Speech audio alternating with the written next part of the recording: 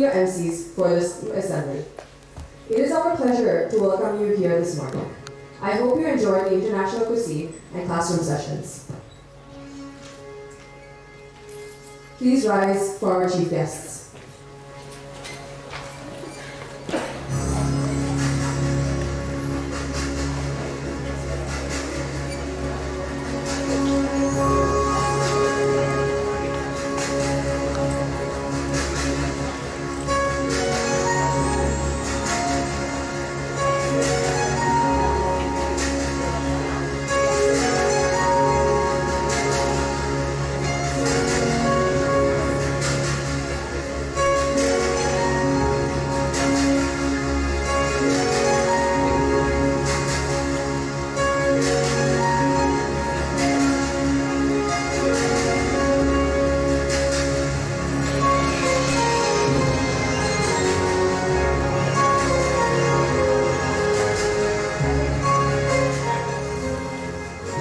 Standing with the lighting of the lamp. We would like to invite the head of the Overseas School of Colombo, Mr. Jocelyn, the guest speaker, Ms. Anastasia Koplova, Director, Russian Cultural Center, and First Secretary, Russian Embassy. Our head of secondary school, Ms. McQuillan, Ms. Hicks, our assistant Mr. Bernard, Head of Mathematics, Co-1 2019 Secretary General, Pankuri Kapial, and the SGA President, Seth Keith-Renathan. Please remain standing for the Sri Lanka National Anthem.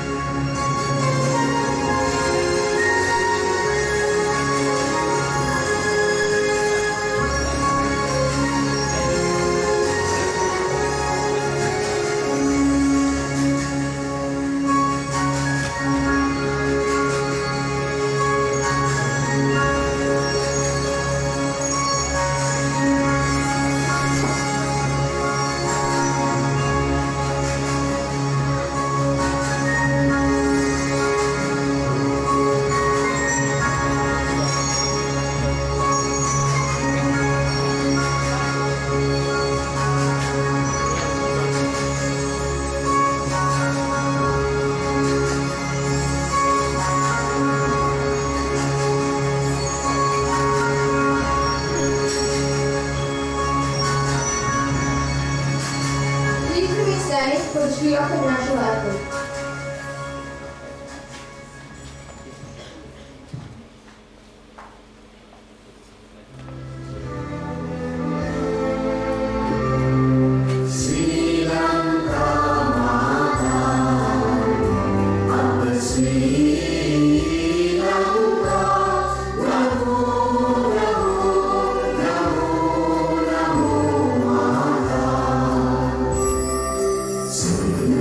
See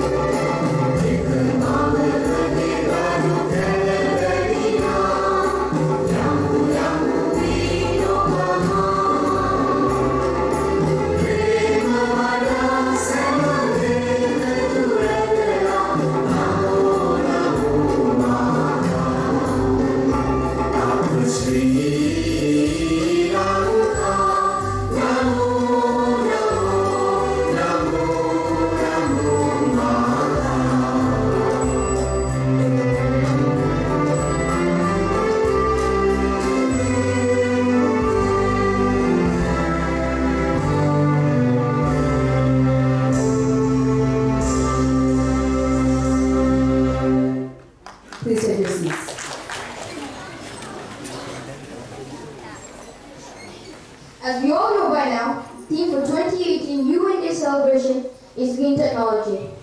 We will now watch the theme video created by Anuda, Divyanshu, and Milo.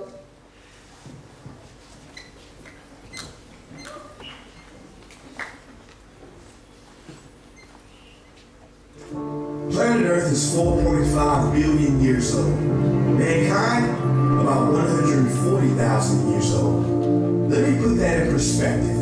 If you condense the Earth's lifespan into 24 hours, that's one full day, then we have been here on this planet for, drum roll please, 3 seconds. 3 seconds. And look what we've done. Every week we're seeing new and undeniable climate events, evidence that accelerated climate change is here right now. Droughts are intensifying, our oceans are acidifying, with methane plumes rising up from the ocean floor.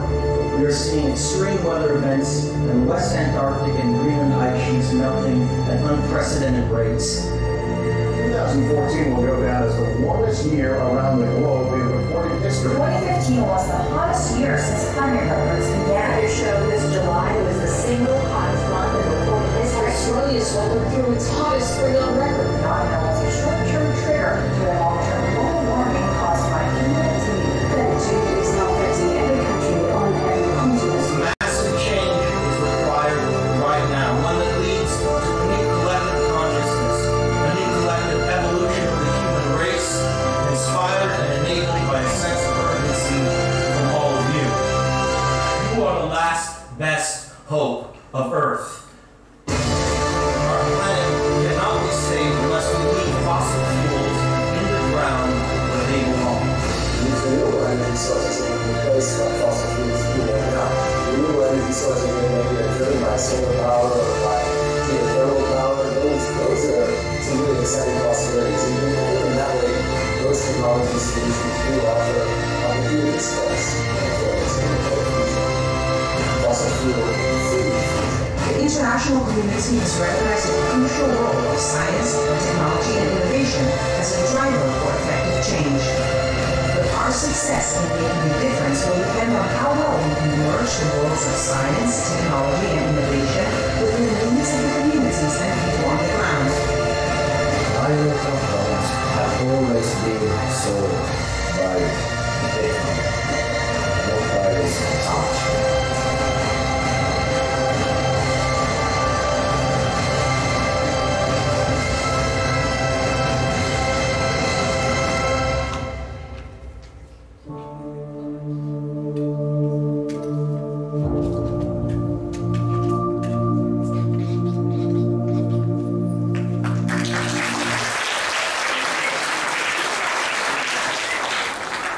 Thank you.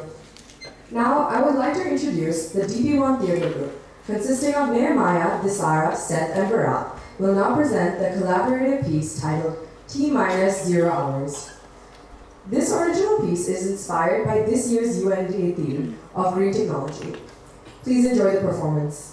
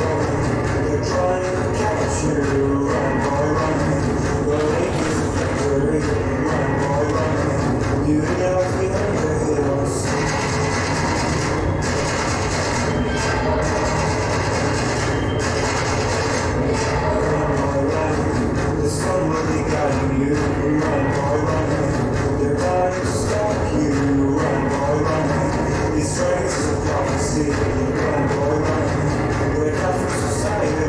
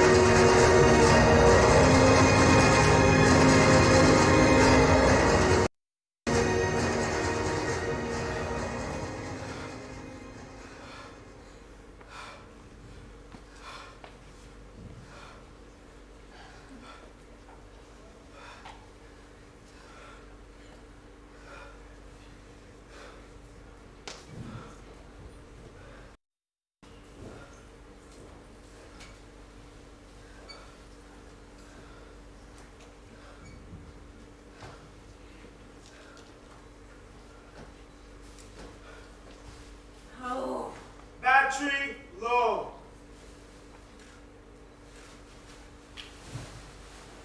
Where's my charger?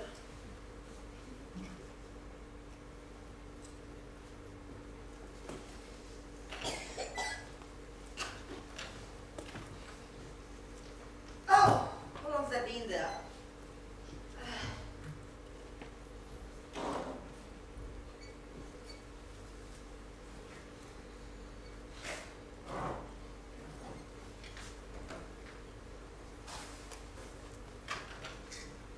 Lovely, isn't it? It's all his fault. But it's not just his fault. It's all their faults, too. Yeah. All of them. And they just keep on Running. running. Run. Run, boy, run. It's for you. Run, boy, run. We're trying to catch you. Run, boy, run. Running is a victory. Run, boy, run. You realize behind the hills.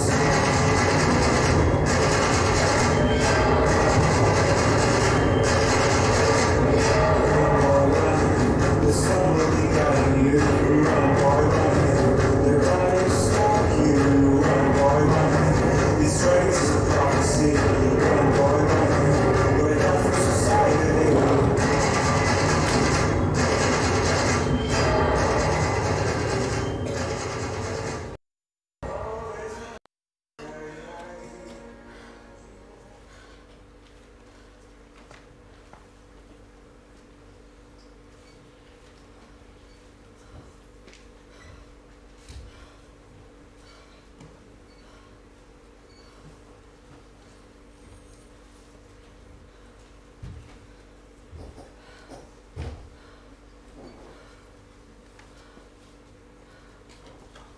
Fully charged.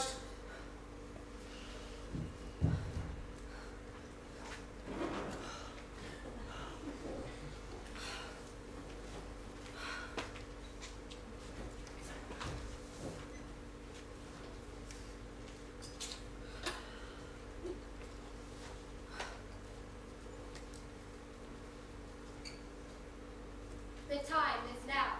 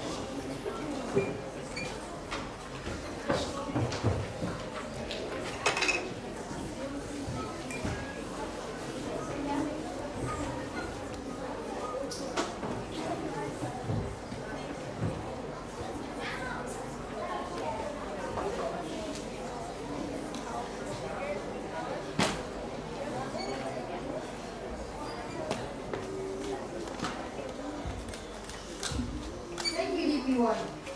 Moving on, for the last few weeks, the Breakthrough cohort has been investigating green technology.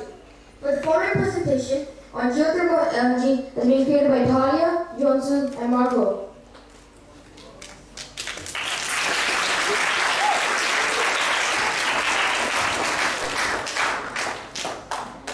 The Sustainable Development Goals are goals that have been set by the UN to address the challenges that we face around the world by 2030. SDG number 7 aims to ensure access to affordable, reliable, sustainable, and modern energy for all. Although the access of energy is so important for our daily lives, currently 1 billion people still function without energy, and half of those people are living in sub-Saharan Africa. And when people do have access to energy, only 18% of the energy produced is clean and renewable for the future. It is important to achieve this SDG as it ensures that youth will be able to live in a clean and environmental-friendly world, making the world a better place. Ensuring universal access to renewable energy is crucial to create more sustainable and inclusive communities and resilience to environmental issues like climate change. A type of renewable energy that we can use is geothermal energy. Geothermal energy is the production of energy using the internal heat of the Earth's crust. Geothermal wells are drilled into the Earth's crust at a depth between 3 and 10 kilometers.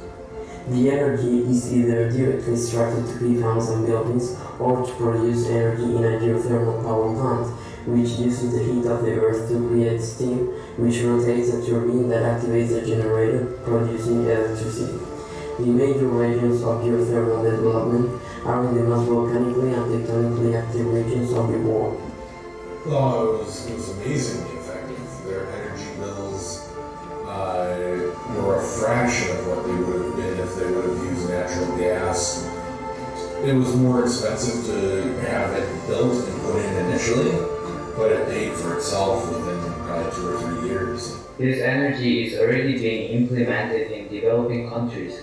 For example, the renewable energy sector in Kenya is among the most active in Africa with 3 different geothermal energy plants and another 4 that are in development. In 2012, only 25% of Kenyans had access to regular electricity, but in 2018, 43% of Kenyans did. This shows that significant growth occurred after geothermal plants were built with the help and funding from the United Nations, because they now account for half of the energy produced in Kenya. In comparison to other countries in Africa, Kenya is making significant progress to protect the future for their youth. Other countries should use Kenya as an example of successful progress to this SDG and begin implementing their own renewable energy sources.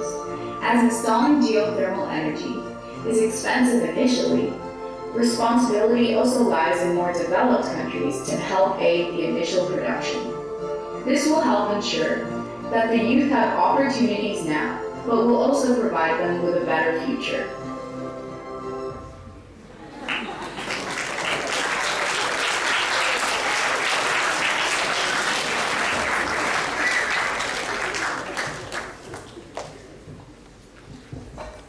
Thank you, Johnson, Talia, and Margot. At this time, I would like to invite our head of secondary school, Ms. McQuillan, to introduce our guest speaker, Ms. Koplova.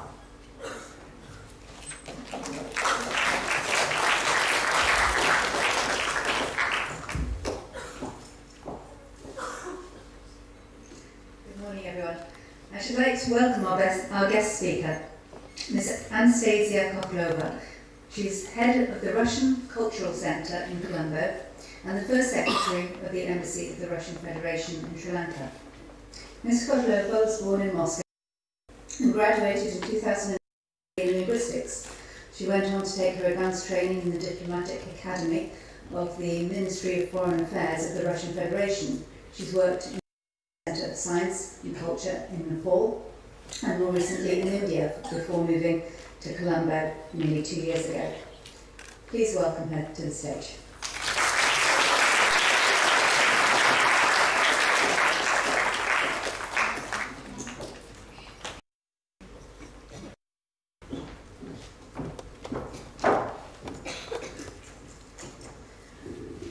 Good morning.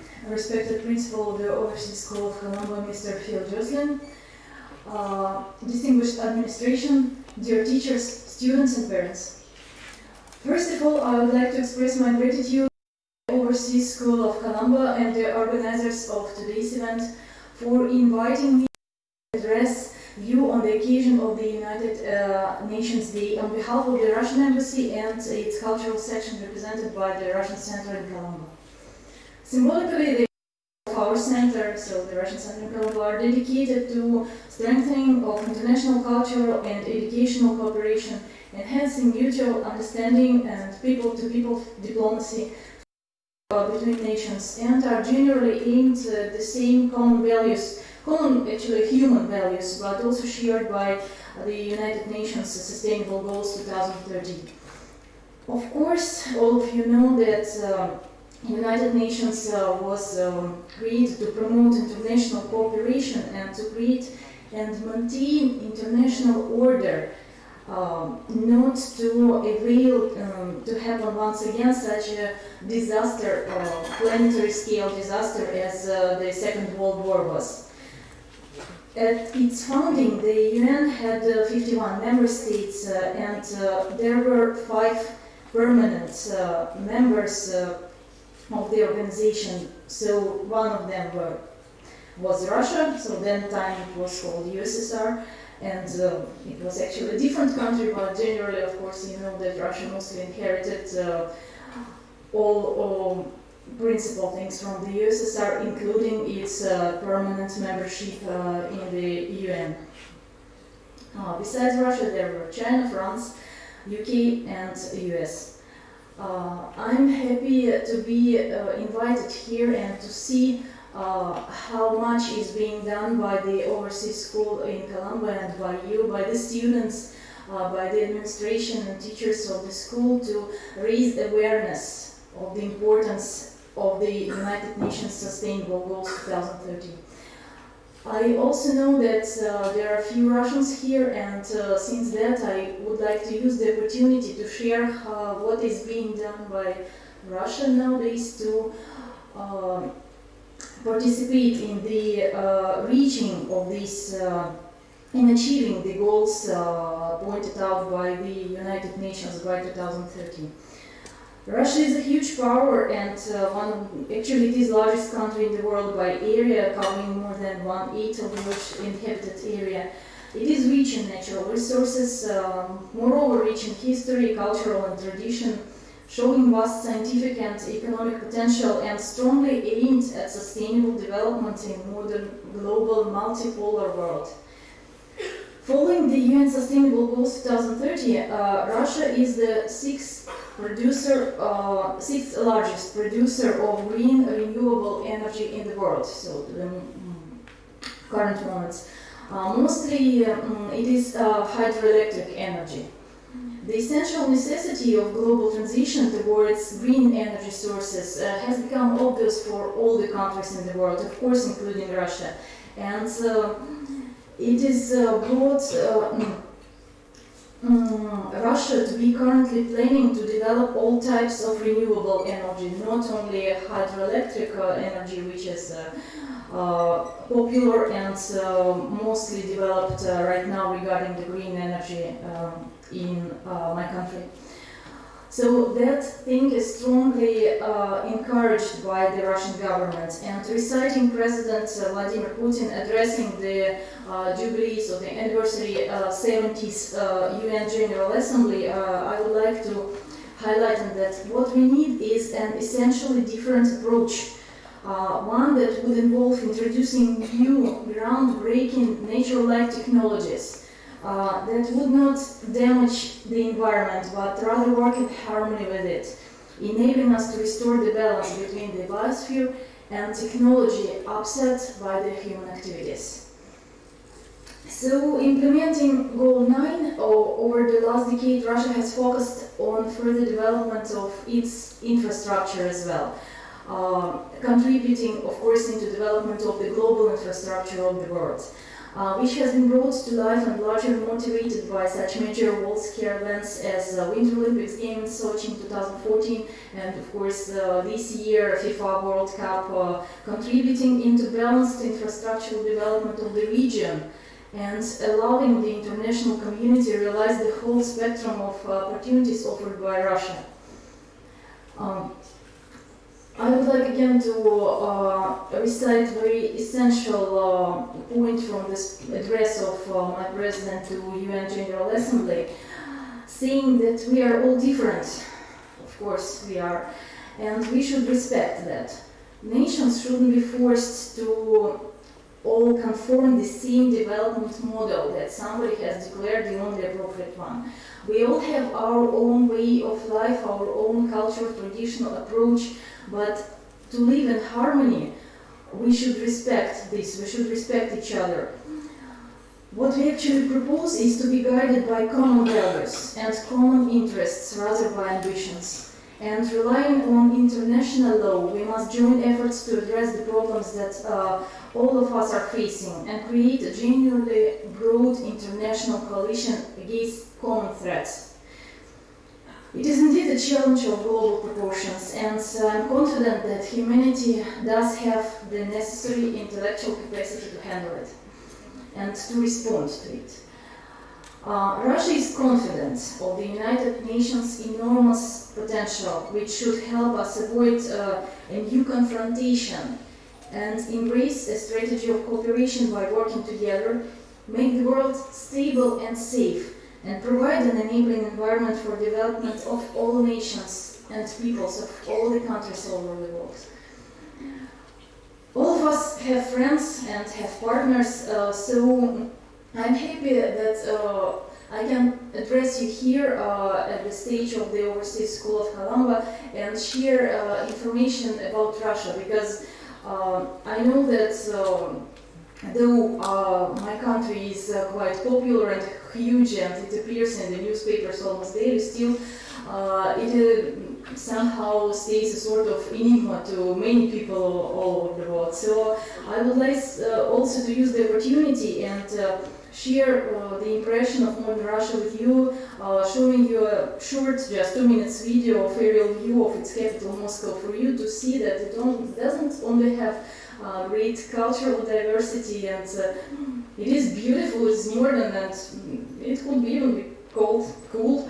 So I would like to congratulate you on the occasion of the UN Day, which is celebrated to such a huge extent here at the Overseas School of Colombo. And of course, I would like also to invite you to visit our Russian Center in Colombo, and I would be very much happy to have you as guests there too. Thank you for your kind attention.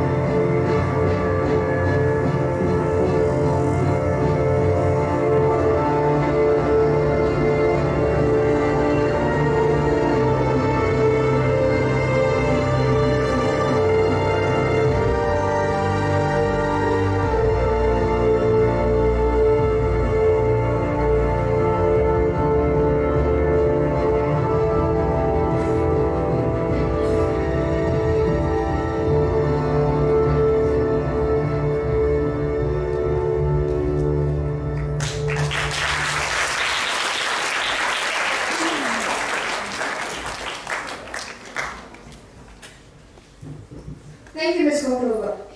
It is my pleasure now to introduce the second grade 10 video by Hamda, Kenji, and Vilaj on wasted technology issues.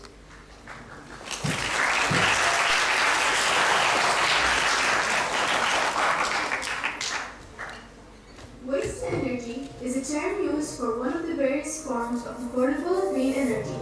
This process converts non-recyclable organic waste into usable forms of energy, such as heat, fuel, and electricity, including processes such as anaerobic digestion and incineration. We talked to Dizara, a student here at OSC, who's working on creating a biogas plant using the waste produced at school. My inspiration stemmed from Collapse the Garbage Dump. I think it's 2 years ago now, and that was personal to me because I am Sri Lankan, and I learned that a lot of these developed countries and developing countries do use renewable energy and convert waste to. I researched Sweden. Sri Lanka actually is having some plans like that. Sweden is actually the most advanced country in terms of waste management and converting waste to energy, as it recycles more than 99% of household waste. Sweden even imports waste from other European countries to process in their incineration plant. Another way in which Europe helps promote waste to energy is how they have set aside 100 million euros to support green energy entrepreneurship in Uganda. One such company in Uganda, which converts waste into usable forms of energy, is the Waste to Energy Youth Enterprise. This organization was founded by Brian Kakimbo, a 20-year-old student who had been inspired by a Sustainable Development Goal Youth Summit in Bali. He founded his organization in the hopes of being able to educate the youth on sustainability and support his community by supplying them with a clean and renewable alternative to firewood, which is carbonized fuel briquettes, which is made from agricultural waste and municipal organic waste. The Waste to Energy Youth Enterprise trains and employs mainly the youth and women, which helps them get involved in contributing and promoting renewable energy in their community.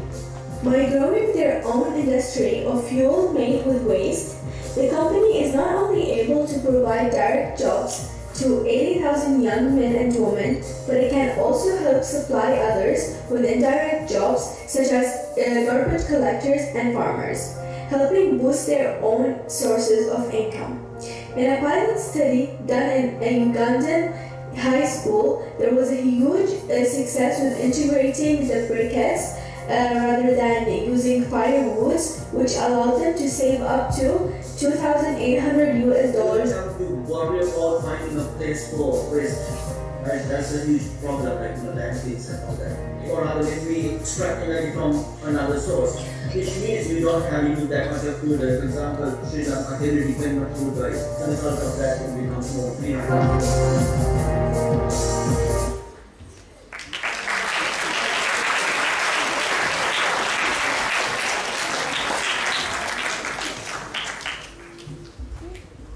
Brilliant, a very informative video. Here at OSC, the use of green technology is already in practice. We would now like to invite Mr. Ian Lockwood, CAS coordinator and environmentalist, to present evidence vision for a greener OSC.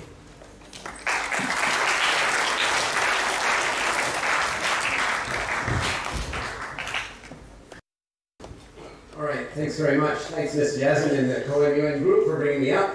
I've always felt that everybody should study environmental systems, and this year I have rather small classes, but for a little bit I get to have you all as my captive audience. All right, so I'm going to talk a little bit about basically what we do, and then I'm going to take this opportunity to sort of look at our future and a vision for 2050. And I don't have a clicker, so I'm going to be giving signals if you can change the slide.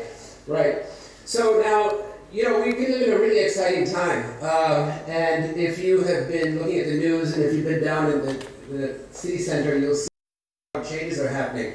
And we have the port city coming along, and there's amazing visions for what Colombo is going to be. So some interesting things that are going on. This comes from the website of the people doing some of the designs, and their vision of the future of Colombo is really quite interesting and exciting. However, let's change the slide. You heard about that waste dump from Desar in the last presentation. there are still some big issues that we face here, some significant problems. So this brings us next to the slide.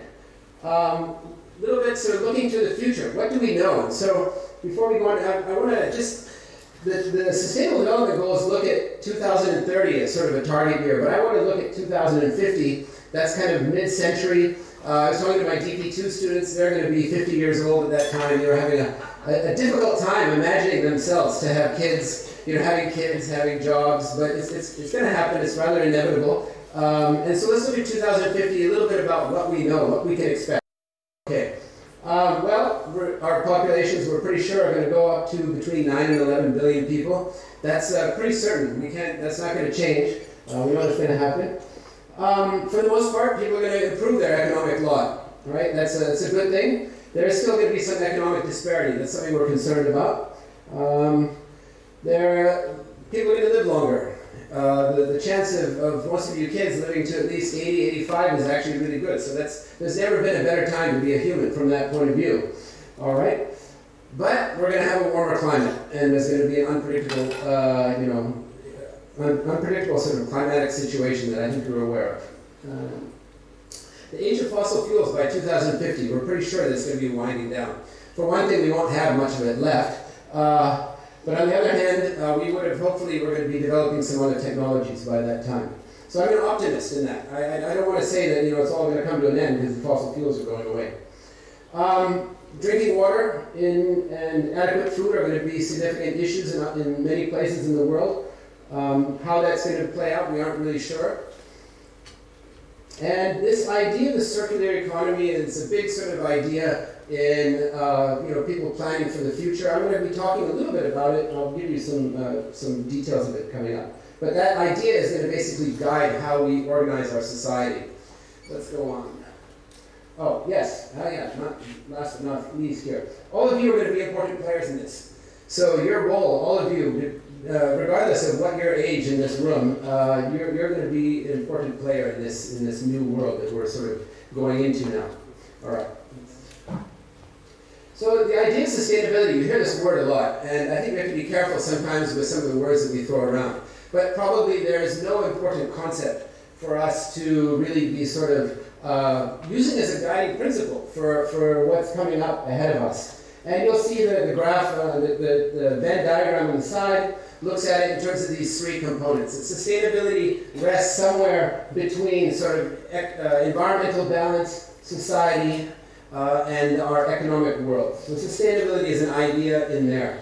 And it's something that's long-term, right? Something that has to be able to go on for a long time. It makes us think about future generations. So sustainability is about thinking about future generations beyond ourselves. What else do we have? And it involves thinking about each action that we take, making sure that the actions that we take are not detrimental to the future.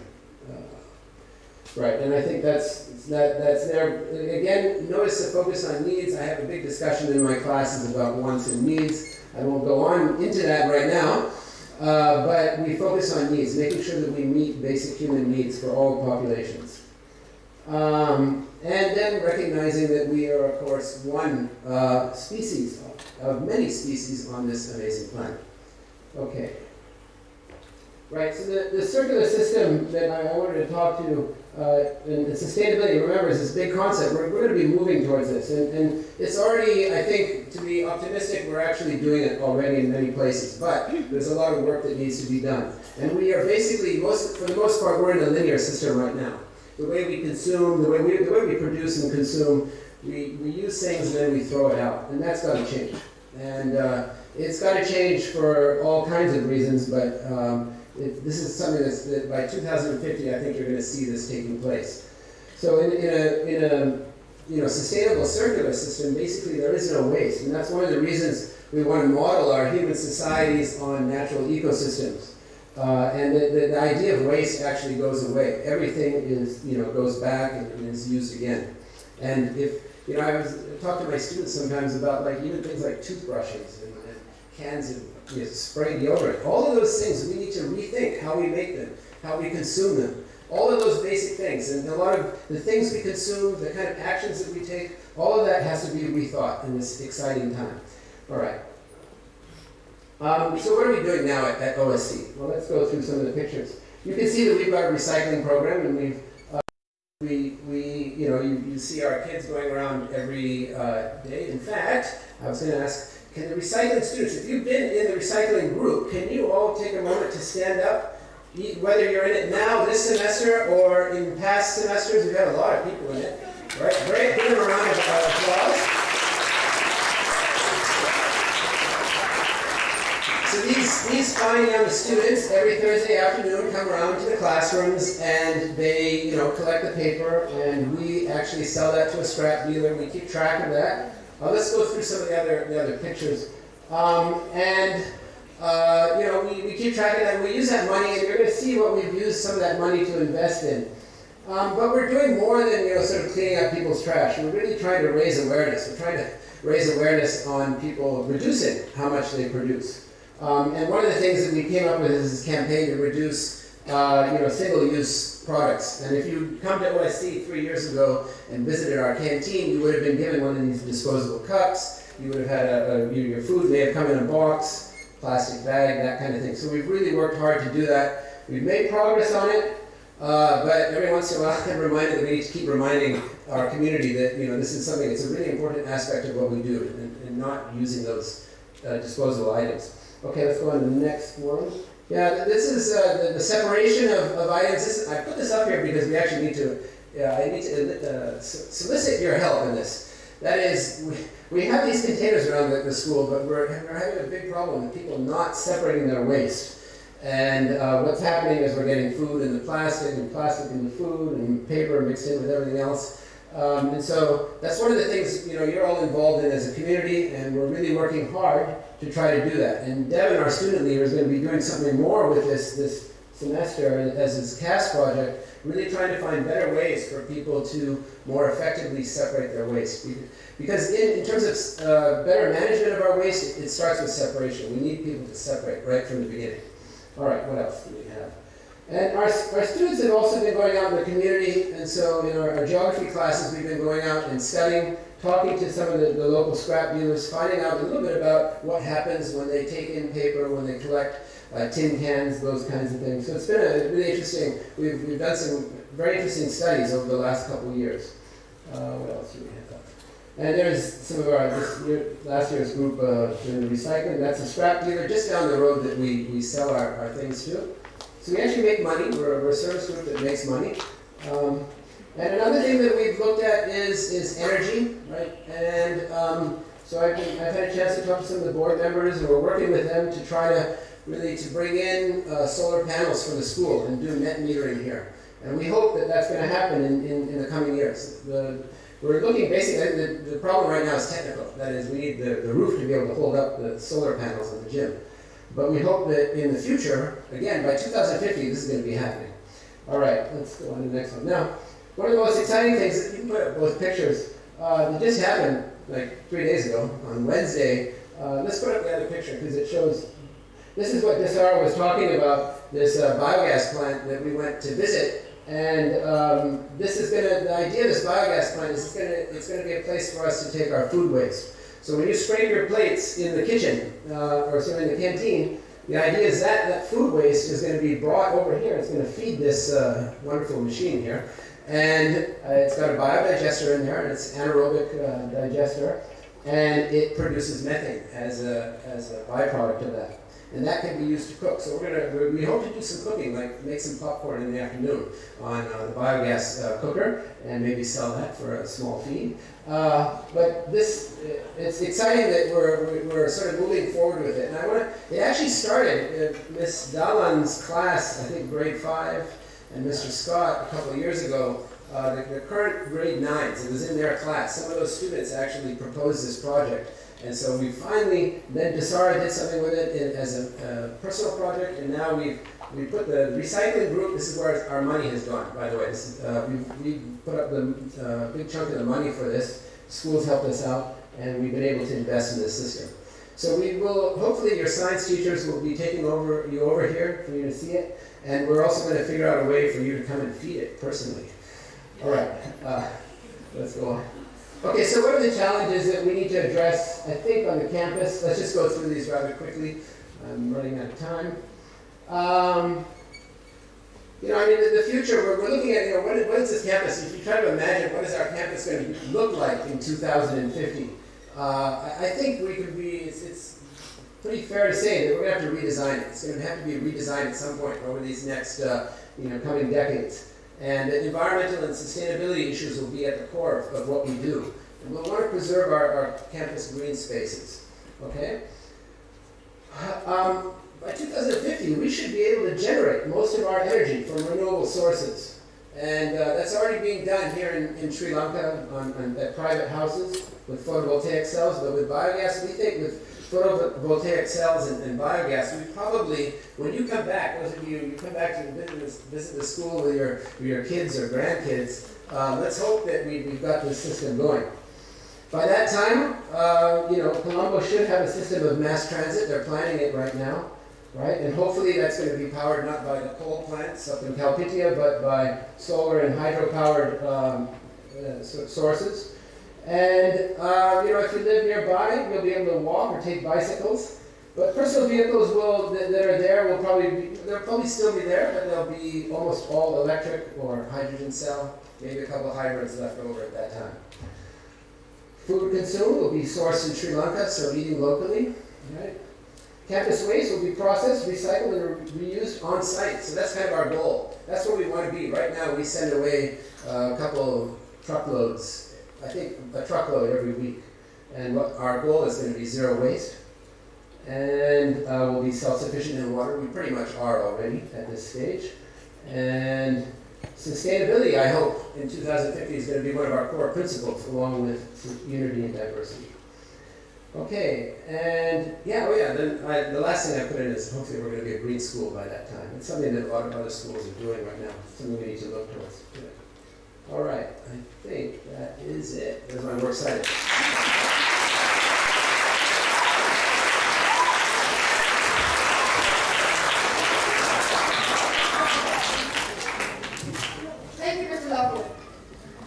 Moving right along, the next green technology presentation is on biofuels, put together by Rajiv, Iris, and Risky.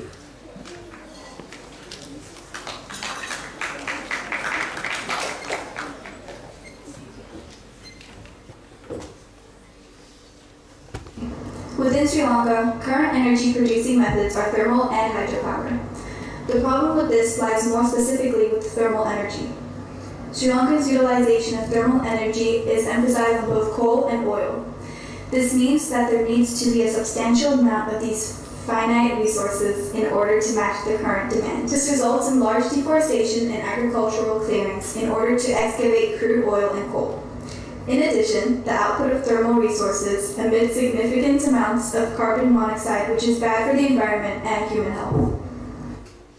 The UN plans to resolve this problem by committing to their Sustainable Development Goal 7, specifically 7.1. The goal is to ensure universal access to affordable, reliable, and modern energy services with an emphasis towards clean fuels and energy technologies.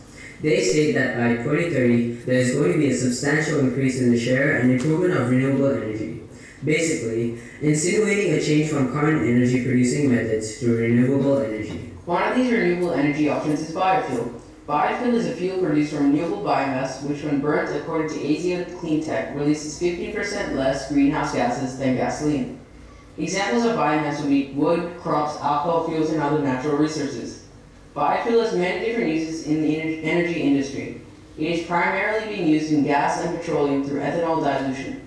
Ethanol being a product of biofuel which is flammable and renewable energy that can easily be combined to create fuel. In 2010, according to Asia Cleantech, 86 billion liters of ethanol was produced, with Brazil and the United States being the world's largest producer, accounting for 90% of the production. However, even though there are many positives to using biofuel, many industries and national grid lines refuse to use it. Does it depend on biofuel-based energy? Yeah, not at all. Of course, we depend on electricity, which is generated from burning fossil fuels or from hydroelectricity. This is partially due to the extensive process it takes to cultivate crops and natural resources needed in the production process. In other words, it is much easier to obtain fossil fuels and coal than biofuel. Brazil is one of the largest biofuel producers in the world and is the second largest producer of ethanol fuel. And according to the University of Campinas, Brazil is considered to have the world's first sustainable biofuel economy. This can be seen in the graph below, as they're becoming more and more dependent on biofuel. This is primarily due to the large amount of arable land Brazil has to cultivate crops used in the ethanol fuel production. This means the time required to process the materials needed for biofuel is minimized significantly. Therefore, Brazil's position as one of the leading providers of biofuel with a stable economy could influence many other nations to move into biofuel. In relation to Sri Lanka, however, this is highly unlikely since the land required to cultivate enough fuel to support a growing population is simply not enough. The way this influences our generation is through the ideology of constantly advancing tech in order to solve our energy crisis. So do you think that youth might change the way they use energy based on how many innovations are being made in the energy sector? And will they come to the realization that energy is a scarce resource? I don't think that the youth will ever realize this because they are not directly involved in the process of making this energy even though they use it. In conclusion, biofuel is an innovative and successful approach to countering energy pollution. However, even though there is an influence towards Sri Lanka in terms of having a stable economy through biofuel, there are still many limitations towards the practical and substantial use of biofuel in the current age.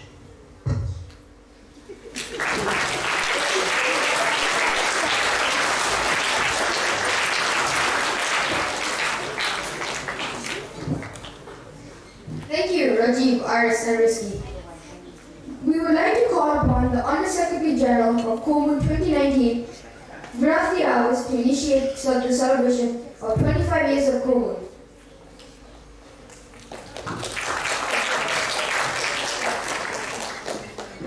Hello everyone, I am Virathi Hours, Under-Secretary General for the 25th session of Comun. Colombo United Nations, for those of you who don't know, is an OSCE hosted and founded organization that allows students to represent nations in simulated UN debate. Students may come from OSCE, from around Sri Lanka, and in recent years, as far as the whole of South Asia. In this year being our 25th session, will be the largest and most professionally done conference so far. Furthermore, in commemoration of this special event and proud moment for Comun, this year we introduced the international press. This will be an opportunity for students who aren't great public speakers but have talents in researching and writing to take part in the UN as journalists. Thank you. Please enjoy the rest of the assembly.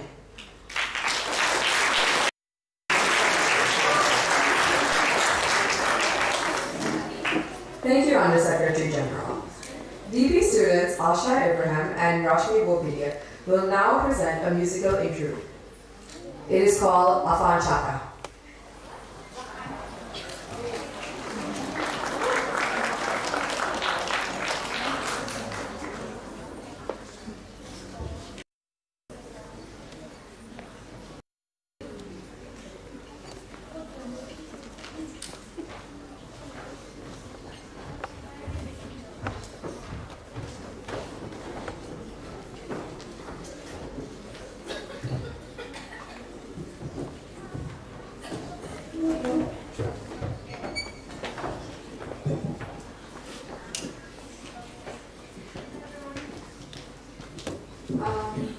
So as Tanesh said, Chaka by Afan. It's a Bengali song. I hope you guys enjoy it. And clap along if you want to.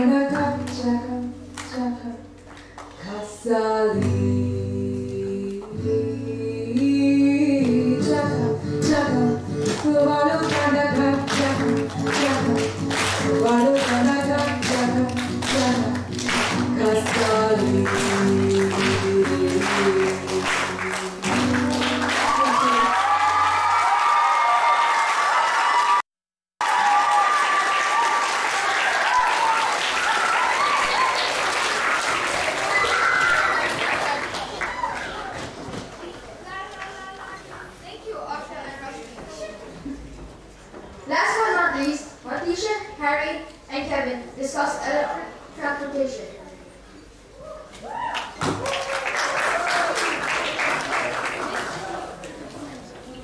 The US has used media and technology to adopt the SDG of affordable clean energy in relation to electric transportation and its environmental impacts. A big part of the UN's goal is to by 2030 enhance international cooperation to facilitate access to clean energy research and technology and promote investment in energy infrastructure and clean energy technology. The US has used technological advancements such as electric cars to influence the environment in a positive way, and the sales of electric cars have increased rapidly over the past few years. Car companies such as Tesla and Mercedes-Benz are fulfilling the sustainable development goal by powering their products with clean and renewable energy.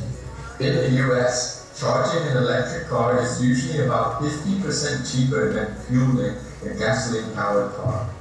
If the UN SDG is accomplished, the global rise in climate change will be reduced to below 2 degrees Celsius, which would prevent massive climate change. The youth has used media to learn about the concept of gasoline-powered vehicles and to learn that the future of the world lies with renewable and affordable energy. Me, interviewed Martisha, Harun, Nara, and as a family owns an electric car. Since you own an electric car, what's your opinion on electric transportation? I think electric transportation is good because not only is it environmentally friendly, it also makes our life easier because we no longer have to go to gas stations, we can just charge at home. Do you think media and technology has helped globalize electric transportation? Yes, they have. Companies like Tesla have been in the news recently and they've been spreading word on electric cars. He also interviewed Mr. Alford for his opinion on electric transportation and the SDG. What's your opinion on electric transportation? Electric transportation can help us sort of moving towards sustainable transport solutions. But it depends on how electricity is generated. if electricity is generated with, say, solar or wind, then it's renewable. But if electricity is generated with coal, then you aren't really solving the problem fully. Do you think the youth can affect the UN Sustainable Development Goals? I hope so. I think you have to sort of understand what those goals are, because it's going to happen in your life, right? So the SDGs are really about goals that are going to impact you very personally. So I would hope that young people get really interested and hopefully excited about the possibilities that they offer.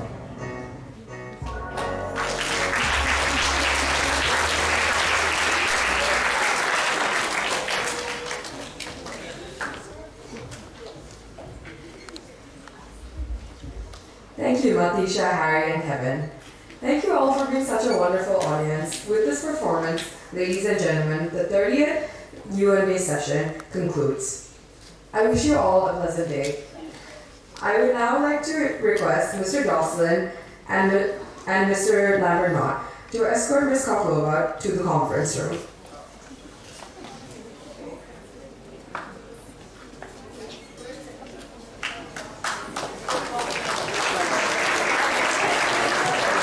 Students remain seated.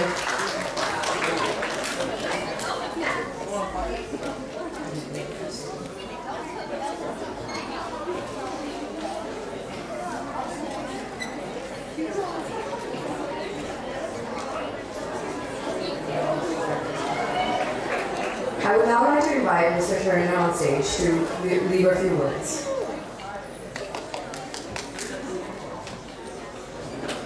Okay, before you all run off, I have a request. So I'm on a peaceful holiday. After the holiday, 2 weeks after the holiday, we have 90 ladies coming from around Sicer to play volleyball, so you'll be able to watch. But I need someone for them to stay. Okay, so you can find the link to sign up to host in the bulletin, the daily bulletin, or the newsletter. Okay, so if you've got a spare bedroom and you can help host some ladies visiting to play volleyball, then please today, so I can have a peaceful holiday, today sign up. I've got about 35 people still to go. Right, so I've got about half so far. If you can help, talk to your parents and get them to sign up. Have a lovely holiday.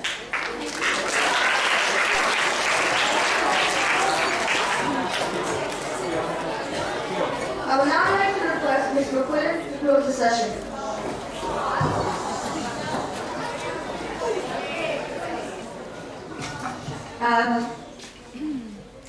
Just before we close, I'd just like to thank everybody who's been involved in the assembly this morning. It was superbly well put together. Thank you all. Thank you, the INS department, for all your work and for all the students who've been involved today. Not just this assembly, but the rest of the morning too. I think everything has been incredibly smooth and just great fun. And I hope people have been interested in their discussions that they've had in class, that you started on Wednesday, and that you've come up with some good ideas for us to move forward, and you can pass those on to Mr. Lockwood if you have them. We are going to dismiss in a moment. I should like to ask people to stay seated whilst we get out in some state of reasonable decorum. Firstly, if I could invite parents to leave. Thank you for joining us this morning, this afternoon.